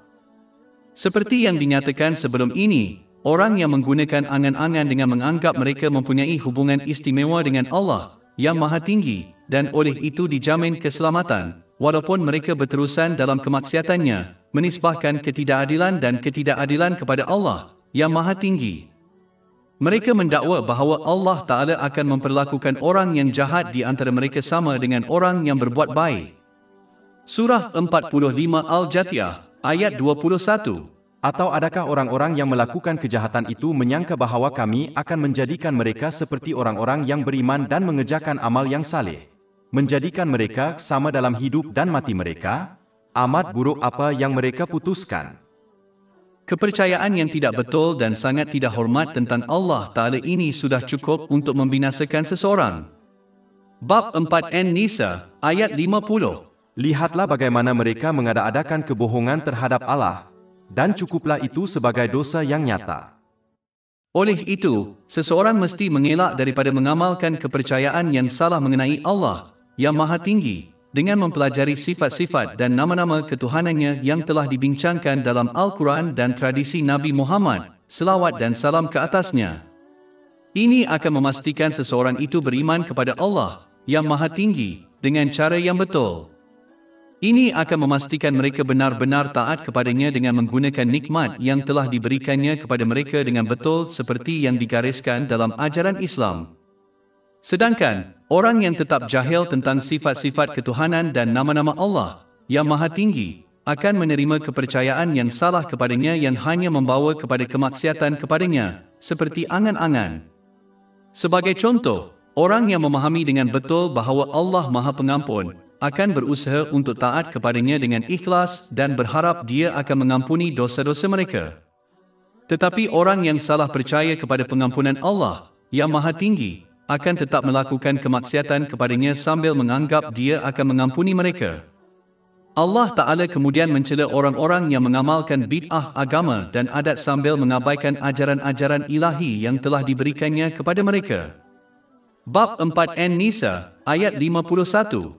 Tidakkah kamu melihat orang-orang yang telah diberi sebahagian daripada kitab, yang percaya kepada khurafat dan penyembahan palsu? Secara khusus, sebahagian ulama dari ahli kitab mengamalkan adat dan kepercayaan aneh yang bercanggah dengan ajaran ketuhanan mereka untuk kepentingan duniawi, seperti kepimpinan dan kekayaan. Malangnya, ramai umat Islam berkelakuan dengan cara yang sama kerana mereka tenggelam dalam inovasi agama dan budaya dan mengutamakan mereka daripada ajaran Islam. Sikap ini mesti dielakkan. Seseorang mesti berpegang teguh kepada dua sumber bimbingan, Al-Quran dan tradisi Nabi Muhammad, selawat dan salam ke atasnya, dan menjauhi semua sumber ilmu agama yang lain. Semakin banyak seseorang itu beramal pada sumber ilmu agama yang lain, walaupun ia membawa kepada amal soleh, maka semakin sedikit mereka akan beramal dengan dua sumber hidayah itu, yang seterusnya membawa kepada kesesatan. Inilah sebabnya mengapa Nabi Muhammad, selawat dan salam ke atasnya, telah memberi amaran dalam hadis yang terdapat dalam Sunan Abu Daud, Nombor 4606, bahawa apa-apa perkara yang tidak berakar pada dua sumber hidayah akan ditolak oleh Allah Ta'ala. Di samping itu, semakin seseorang itu bertindak atas sumber ilmu agama yang lain, semakin mereka akan mula bertindak terhadap perkara yang bercanggah dengan ajaran Islam. Beginilah cara iblis menyesatkan manusia, selangkah demi selangkah. Sebagai contoh, seseorang yang menghadapi kesukaran akan dinasihatkan untuk melakukan latihan kerohanian tertentu yang bercanggah dan mencabar ajaran Islam. Oleh kerana orang ini jahil dan mempunyai tabiat bertindak atas sumber ilmu agama yang lain, mereka akan mudah terjerumus ke dalam perangkap ini dan mula melakukan latihan kerohanian yang secara langsung mencabar ajaran Islam. Mereka bahkan akan mula mempercayai perkara-perkara tentang Allah yang Maha Agung dan alam semesta yang bercanggah dengan ajaran Islam juga, seperti orang beriman atau makhluk gaib boleh mengawal takdir mereka, kerana ilmu mereka diambil dari selain dua sumber hidayah. Sebahagian daripada amalan dan kepercayaan yang sesat ini adalah kekufuran yang jelas, seperti mengamalkan ilmu hitam. Surah 2 Al-Baqarah, ayat 102. Bukan Sulaiman yang kafir, tetapi syaitan-syaitan itu kafir, mengajarkan sihir kepada manusia dan apa yang diturunkan kepada dua malaikat di Babel, HRT dan MRT. Tetapi mereka, iaitu dua malaikat, tidak mengajar seseorang melainkan mereka berkata, "Kami adalah cobaan, maka janganlah kamu kafir dengan melakukan sihir." Jadi seorang Muslim boleh kehilangan iman mereka tanpa menyedarinya, kerana mereka mempunyai tabiat bertindak berdasarkan sumber ilmu agama yang lain.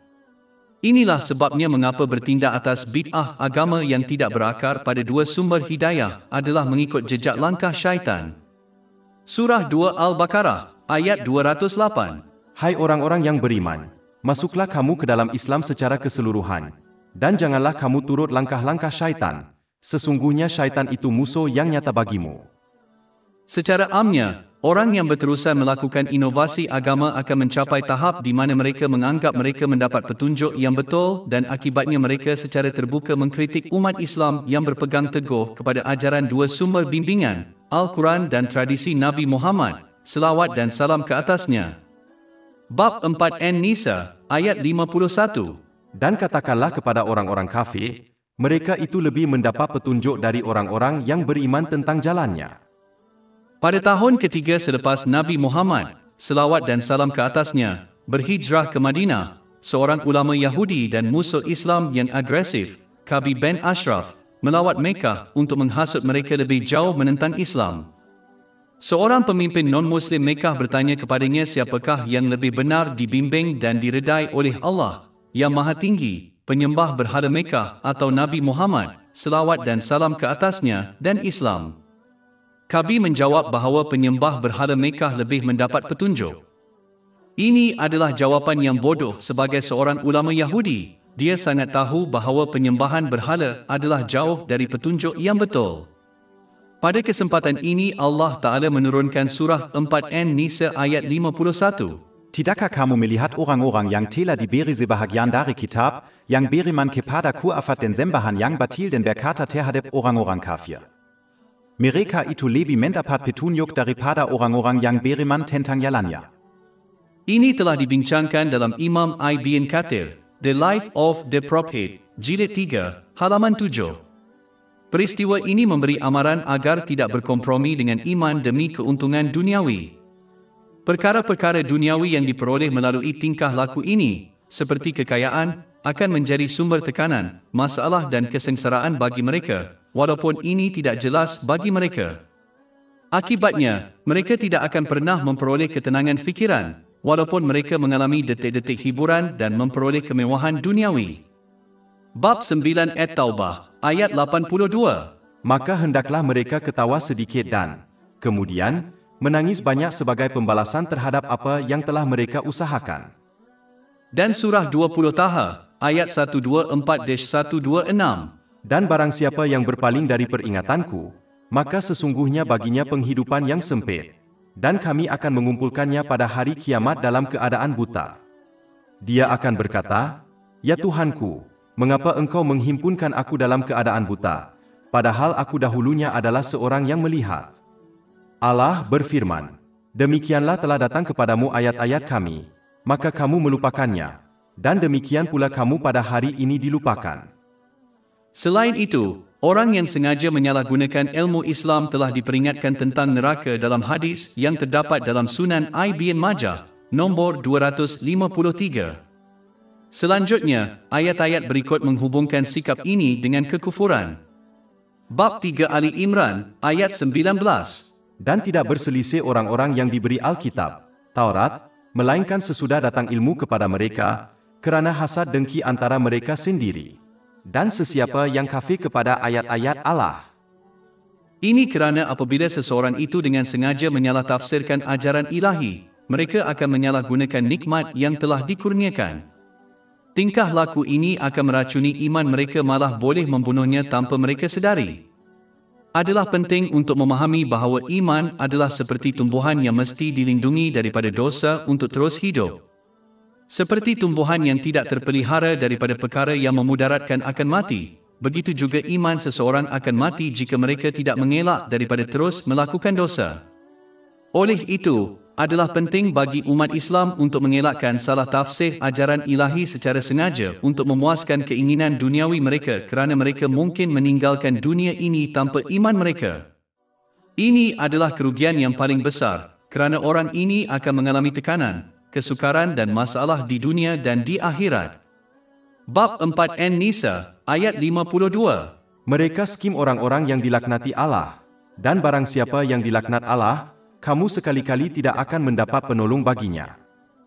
Allah Ta'ala kemudian mengkritik mereka yang sengaja menyalah tafsirkan ilmu ketuhanan demi keuntungan duniawi dengan mempersoalkan sama ada mereka kebal terhadap hukuman kerana mereka mempunyai sedikit kawalan ke atas alam semesta dan oleh itu boleh berkelakuan sesuka hati. Bab 4 An-Nisa, ayat 53. Atau adakah mereka mempunyai bahagian kekuasaan? Allah Ta'ala kemudian menonjolkan sifat tamak mereka. Allah Ta'ala mengetahui jika mereka diberi penguasaan atas perbendaharaannya, mereka tidak akan memberikan apa-apa kepada manusia kerana takut kehilangannya. Bab 4 An-Nisa, ayat 53. Kemudian jika demikian, mereka tidak akan memberikan kepada manusia walaupun sebutir biji kurma. Secara umumnya, ketamakan boleh menyebabkan seseorang terlepas pandang tanggungjawab mereka untuk memberikan sedekah yang diwajibkan, akhirnya membawa kemusnahan dalam kehidupan dunia dan akhirat. Hadis penting daripada Sahih Bukhari, nombor 1403, menggambarkan akibat ini dengan memberi amaran bahawa mereka yang lalai dalam mendermakan sedekah wajib mereka akan menemui seekor ular besar yang berbisa pada hari kiamat, yang akan menggigit mereka berulang kali sebagai hukuman atas kecuaian mereka. Bab 3 Ali Imran, ayat 180. Dan janganlah sekali-kali orang-orang yang takut menahan limpah kurnianya kepada mereka menyangka bahawa itu lebih baik bagi mereka, bahkan lebih buruk bagi mereka. Leher mereka dililit oleh apa yang telah mereka tahan pada hari kiamat. Jika ketamakan seseorang itu menghalangnya daripada bersedekah, mungkin ianya tidak haram, tetapi sudah tentu ia bukanlah sesuatu yang boleh dibanggakan. Ia bercanggah dengan ciri-ciri seorang mukmin sejati. Pada dasarnya, seseorang yang bakhil memisahkan dirinya dari Allah Ta'ala, dari syurga, dan dari yang lain, sambil mendekatkan diri kepada neraka. Kewaspadaan ini dikumandangkan dalam hadis yang terdapat dalam Jami' At-Tirmizi, nombor 1961. Ketamakan boleh mendorong seseorang untuk menggunakan berkat yang telah diberikan kepada mereka, seperti masa dan kekayaan, semata-mata untuk kepentingan pribadi. Mereka sering mengabaikan bahawa kedamaian dan kejayaan yang hakiki dalam kedua-dua kehidupan dunia dan akhirat datang daripada menggunakan apa yang telah dikurniakan kepada mereka dengan cara yang diredai Allah, yang Maha Tinggi, yang merupakan pemilik dan pemberi segala nikmat yang sebenar. Orang yang tamak cenderung untuk menyibukkan diri dengan haknya sendiri, dengan mudah mengabaikan hak Allah, yang Maha Agung, dan lain-lain. Sikap ini boleh membawa kepada tekanan dan masalah dalam kehidupan ini dan di akhirat, kerana mereka tidak akan pernah sepenuhnya mengakui hak Allah dan sesama manusia, manakala mempercayai hak mereka sendiri juga tidak diendahkan oleh orang lain. Tambahan pula, individu yang tamak boleh mempengaruhi orang lain untuk bertindak rakus untuk menutup kelakuan mereka sendiri. Oleh itu, adalah bijak untuk menjauhi individu yang tamak, kerana pemikiran mereka boleh membawa seseorang ke jalan yang sama dengan mudah. Allah Ta'ala kemudian mengkritik kedengkian ahli kitab terhadap Nabi Muhammad, selawat dan salam ke atasnya. Bab 4 An-Nisa, ayat 54. Atau adakah mereka dengki kepada manusia kerana karunia yang telah Allah berikan kepada mereka? Ahli kitab cemburu dengan fakta bahawa Nabi Muhammad, selawat dan salam ke atasnya, adalah keturunan Nabi Ismail AS, bukannya keturunan saudaranya, Nabi Ishaq S, sebagaimana mereka. Oleh kerana seluruh agama mereka telah disesuaikan dengan kepentingan keturunan, yang menurut mereka memberikan kelebihan mereka ke atas umat manusia yang lain, mereka tidak dapat menerima dan mengikuti seorang Nabi yang berasal dari keturunan yang berbeza. Ini hanya akan memusnahkan kompleks keunggulan mereka yang mereka reka. Berkenaan dengan non-Muslim Mekah, kerana mereka menguasai bahasa Arab, mereka tahu Al-Quran bukanlah kata-kata makhluk ciptaan. Dan kerana mereka telah menghabiskan 40 tahun bersama Nabi Muhammad, selawat dan salam ke atasnya, sebelum pengumuman kenabian, mereka tahu baginda bukan pendusta. Bab 10 Yunus, ayat 16. Kerana aku telah tinggal di antara kamu seumur hidup sebelum itu, maka tidakkah kamu berfikir? Orang-orang bangsawan dari bukan Islam Mekah tidak dapat hidup dengan menerima dan mengikuti Nabi Muhammad, selawat dan salam ke atas baginda, yang merupakan anak yatim yang miskin, walaupun pada hakikatnya baginda tergolong dalam puak yang paling mulia. Kerana mereka inginkan kepimpinan, kawalan dan kekayaan, mereka menjadi cemburu apabila Nabi Muhammad mengumumkan kenabian dan diberi kepimpinan dan kelebihan atas semua makhluk. Bab 4 An-Nisa, ayat 54. Atau adakah mereka dengki kepada manusia kerana karunia yang telah Allah berikan kepada mereka? Hasad dengki adalah dosa besar yang mesti dijauhi walau apapun caranya. Ia adalah dosa besar kerana orang yang dengki secara langsung mencabar pilihan Allah yang Maha Tinggi. Mereka berkelakuan seolah-olah Allah yang Maha Tinggi melakukan kesilapan dengan memberikan rahmat tertentu kepada orang lain dan bukannya mereka. Orang yang membiarkan iri hati mereka berusaha secara lisan dan fizikal terhadap orang yang mereka dengki hanya akan memusnahkan perbuatan baik mereka sendiri. Ini telah diperingatkan dalam hadis yang terdapat dalam Sunan Ibn Majah, nombor 4210. Hasad dengki yang sah adalah apabila seseorang ingin mendapatkan nikmat yang serupa kepada orang lain tanpa ia kehilangan apa yang telah diberikan kepada mereka. Walaupun jenis ini halal, namun ia hanya terpuji dalam urusan agama dan tercela dalam urusan dunia. Sebagai contoh, Nabi Muhammad, selawat dan salam ke atasnya, menasihati dua kes dengki yang halal dan terpuji dalam hadis yang terdapat dalam Sahih Muslim, nombor 1896. Seseorang boleh iri hati kepada orang yang menggunakan ilmunya dengan betul dan mengajar orang lain. Orang lain yang boleh dicemburui ialah orang yang memperoleh harta yang halal dan membelanjakannya dengan cara yang diredai Allah Ta'ala. Seseorang mesti mengelakkan iri hati dengan memahami bahawa ia adalah dosa besar yang mencabar pilihan pengagihan Allah yang Maha Tinggi. Mereka mesti faham bahawa Allah yang Maha Tinggi memberikan setiap orang apa yang terbaik untuk mereka. Surah 2 Al-Baqarah, ayat 216. Tetapi boleh jadi kamu membenci sesuatu padahal ia amat baik bagimu, dan boleh jadi kamu menyukai sesuatu padahal ia amat buruk bagimu. Dan Allah mengetahui, sedang kamu tidak mengetahui. Oleh itu, daripada iri hati kepada orang lain, mereka mesti menumpukan perhatian untuk menggunakan berkat yang telah diberikan kepada mereka dengan cara yang diredai Allah yang Maha Tinggi, seperti yang digariskan dalam Al-Quran dan tradisi Nabi Muhammad, selawat dan salam ke atasnya. Ini akan membawa kepada keberkatan dan ketenangan fikiran serta kejayaan di kedua-dua dunia. Bab 14 Ibrahim, ayat 7. Dan katakanlah kepada orang-orang kafir, mereka itu lebih mendapat petunjuk dari orang-orang yang beriman tentang jalannya. Jika kamu bersyukur, nescaya aku akan menambah nikmat kepada kamu. Dan surah 16 An-Nahl, ayat 97. Barang siapa yang mengerjakan amal saleh, baik laki-laki maupun perempuan dalam keadaan beriman, maka sesungguhnya akan kami berikan kepadanya kehidupan yang baik dan sesungguhnya akan kami beri balasan kepada mereka dengan pahala yang lebih baik dari apa yang telah mereka kerjakan. Sedangkan, dengki kepada orang lain hanya akan menyebabkan seseorang itu lupa untuk mentaati Allah, yang seterusnya membawa kepada masalah di kedua-dua dunia. Bab 20 Taha, ayat 124-126.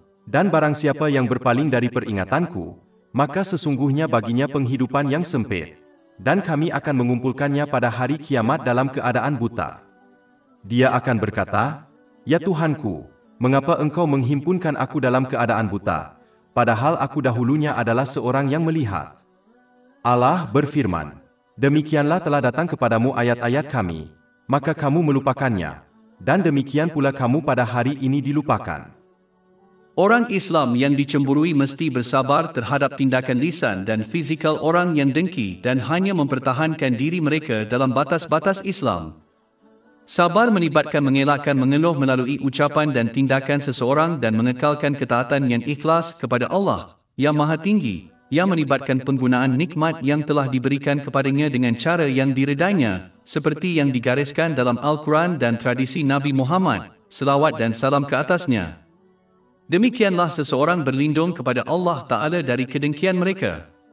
Surah 113 Al-Falaq, ayat 1 dan 5. Katakanlah, aku berlindung kepada Tuhan yang menguasai subuh, dan dari kejahatan orang yang dengki apabila ia dengki.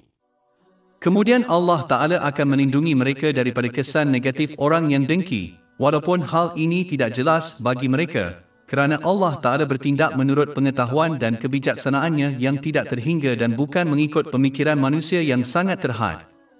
Allah Ta'ala kemudiannya mengkritik ahli kitab kerana mengamalkan sifat iri hati terhadap Nabi Muhammad, selawat dan salam ke atasnya, kerana ia tidak wajar.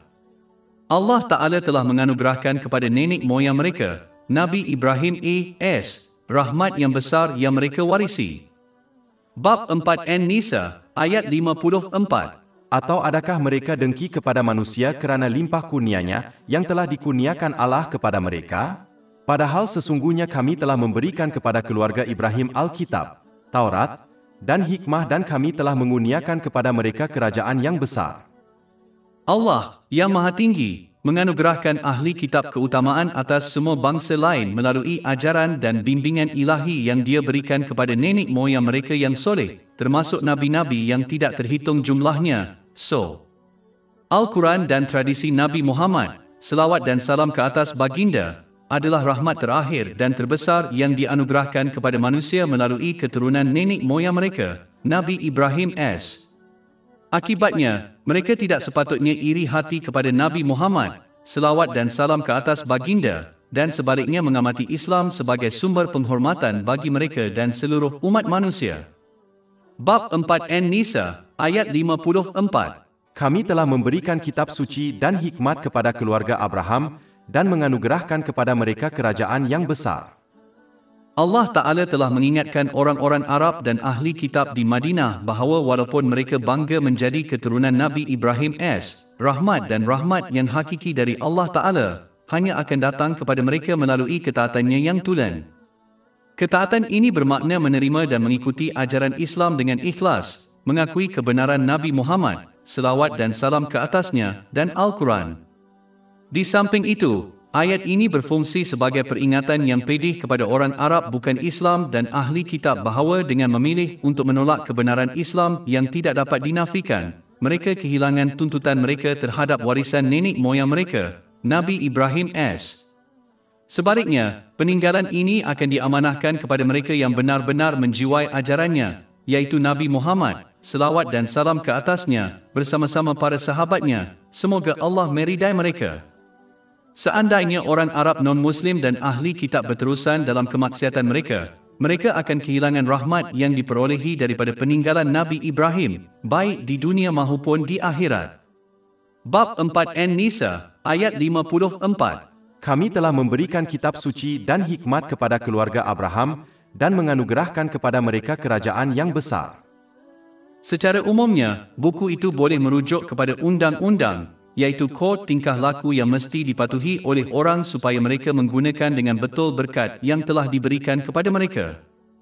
Ini akan memastikan mereka mencapai ketenangan jiwa dan memenuhi hak Allah yang Maha Mulia dan manusia.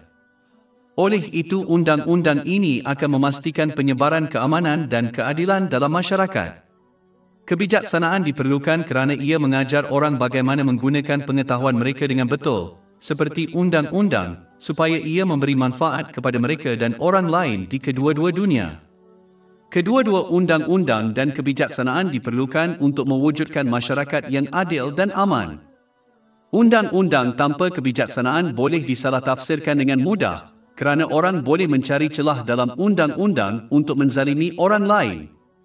Kebijaksanaan tanpa undang-undang akan menyebabkan orang ramai mengamalkan kod tingkah laku yang mengikut definisi mereka tentang apa yang betul dan lurus. Seperti yang dibincangkan sebelum ini, semua kod tingkah laku buatan manusia tidak akan membawa kepada ketenangan fikiran kerana kekurangan pengetahuan, pengalaman, pandangan jauh dan disebabkan oleh berat sebelah, sama ada disengajakan atau tidak disengajakan. Oleh itu, kebijaksanaan tanpa undang-undang juga akan menghalang seseorang daripada mencapai ketenangan fikiran dan ia akan menghalang penyebaran keamanan dan keadilan dalam masyarakat, kerana orang akan gagal memenuhi hak orang lain. Allah Ta'ala kemudian memperingatkan manusia, dahulu dan sekarang, bahawa hanya ada dua jalan di dunia ini. Jalan untuk menerima dan bertindak berdasarkan ajaran ilahi, yang akan memastikan mereka menggunakan dengan betul berkat yang telah mereka berikan. Ini akan memastikan mereka memperoleh keadaan mental dan fizikal yang seimbang dan meletakkan segala-galanya dan setiap orang dengan betul dalam kehidupan mereka sambil membuat persediaan secukupnya untuk accountability mereka pada hari penghakiman. Oleh itu tingkah laku ini akan membawa kepada ketenangan fikiran di kedua-dua dunia. Bab 16 An-Nahl, ayat 97. Barang siapa yang mengerjakan amal saleh, baik laki-laki maupun perempuan dalam keadaan beriman, maka sesungguhnya akan kami berikan kepadanya kehidupan yang baik dan sesungguhnya akan kami beri balasan kepada mereka dengan pahala yang lebih baik dari apa yang telah mereka kerjakan. Dan jalan kedua ialah menolak dan mengabaikan ajaran ilahi dan akibatnya menyalahgunakan nikmat yang telah dikurniakan. Ini hanya membawa kepada keadaan mental dan fizikal yang tidak seimbang. Ia menyebabkan seseorang itu salah menempatkan segala-galanya dan setiap orang dalam kehidupan mereka dan menghalang mereka daripada menyediakan secukupnya untuk accountability mereka pada hari penghakiman. Oleh itu jalan ini membawa kepada tekanan, masalah dan kesukaran dalam kedua-dua dunia, walaupun mereka menikmati kemewahan duniawi. Bab 9 At-Taubah, ayat 82. Maka hendaklah mereka ketawa sedikit dan kemudian menangis banyak sebagai pembalasan terhadap apa yang telah mereka usahakan. Dan surah 20 Taha, ayat 124-126. Dan barang siapa yang berpaling dari peringatanku, maka sesungguhnya baginya penghidupan yang sempit, dan kami akan mengumpulkannya pada hari kiamat dalam keadaan buta. Dia akan berkata, "Ya Tuhanku, mengapa engkau menghimpunkan aku dalam keadaan buta, padahal aku dahulunya adalah seorang yang melihat?" Allah berfirman, "Demikianlah telah datang kepadamu ayat-ayat kami, maka kamu melupakannya, dan demikian pula kamu pada hari ini dilupakan." Dan bab 4 An-Nisa, ayat 55. Dan di antara mereka ada yang beriman kepadanya, dan di antara mereka ada yang benci. Mana-mana jalan yang dipilih, jalan ketenangan fikiran atau jalan tekanan, mereka akan bertanggungjawab atas setiap niat, ucapan dan tindakan di kedua-dua dunia. Bab 4 An-Nisa, ayat 55. Dan cukuplah neraka jahanam sebagai nyala api. Oleh itu, seseorang harus mengelak daripada memilih jalan tekanan dengan menyalahgunakan nikmat yang telah dikurniakan, kerana tekanan, kesusahan dan kesukaran yang mereka hadapi di dunia ini hanyalah sebahagian kecil daripada azab yang akan mereka temui di akhirat. Di samping itu, seperti yang telah dibincangkan sebelum ini, orang Islam yang berterusan menderhaka kepada Allah Subhanahu wa Ta'ala dengan menyalahgunakan nikmat yang telah dikurniakan juga berada dalam bahaya besar kehilangan iman sebelum meninggalkan dunia ini. Adalah penting untuk menyedari bahawa iman menyerupai tumbuhan yang memerlukan pemeliharaan melalui tindakan ketaatan untuk berkembang dan bertahan. Sebagaimana tumbuhan yang tidak mendapat cahaya matahari dan penjagaan akan layu dan mati, begitu juga iman seseorang boleh pudar dan mati jika tidak didukung oleh ketaatan. Ini membawa kepada kerugian yang paling besar. Bab 4 An-Nisa, ayat 56. Sesungguhnya orang-orang yang kafir kepada ayat-ayat kami akan masukkan mereka ke dalam neraka.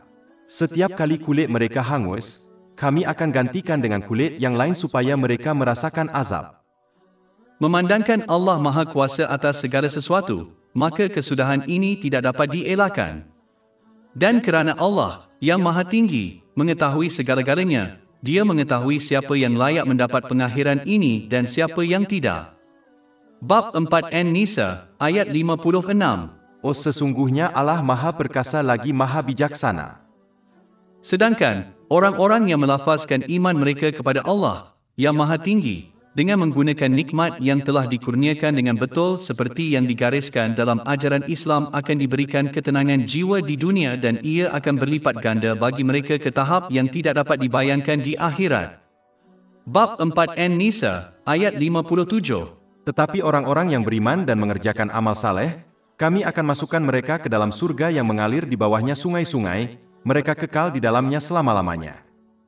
Memandangkan berpegang kepada ketaatan kepada Allah, yang Maha Tinggi, akan bertentangan dengan keinginan orang lain, seorang Muslim akan mendapati mereka kehilangan sahabat di dunia ini akibat ketaatan mereka kepada Allah Ta'ala.